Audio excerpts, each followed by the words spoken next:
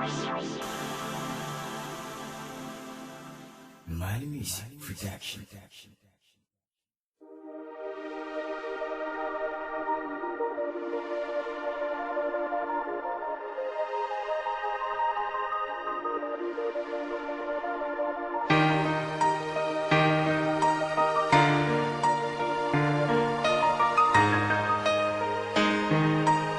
Gisla D Productions.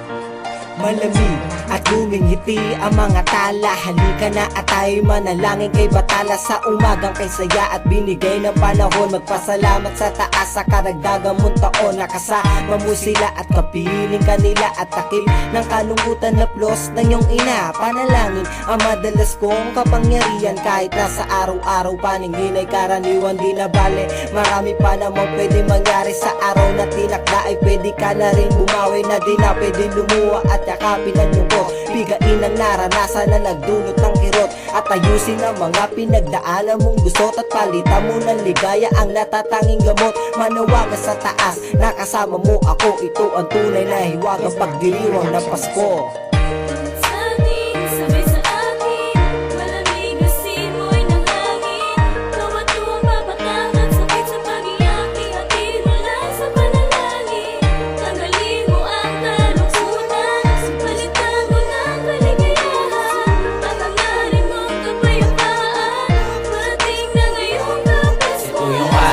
Na iniintay nating lahat.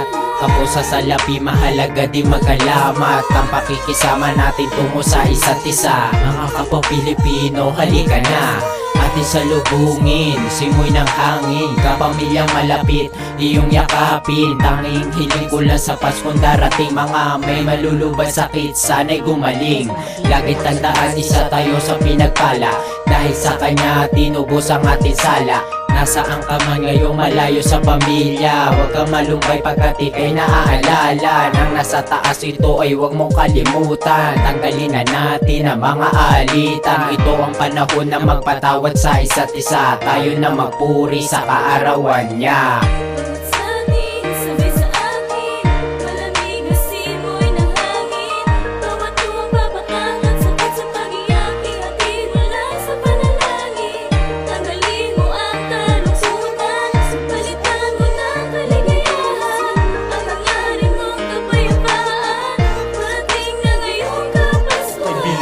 Naman, ang araw ay sumapit. Bigla ang lumiwanag, mga anghel ay umawit.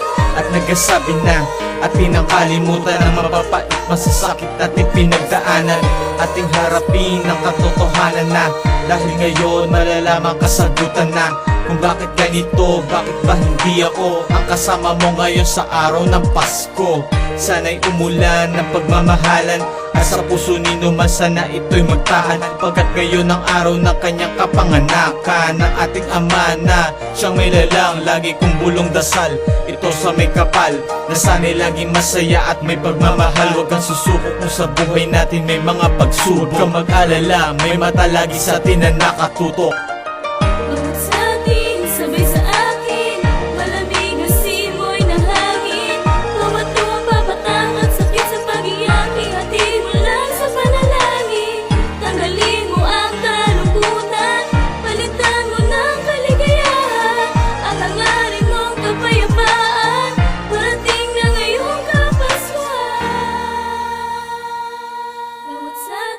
Sabay sa akin, malamig na simoy ng hangin.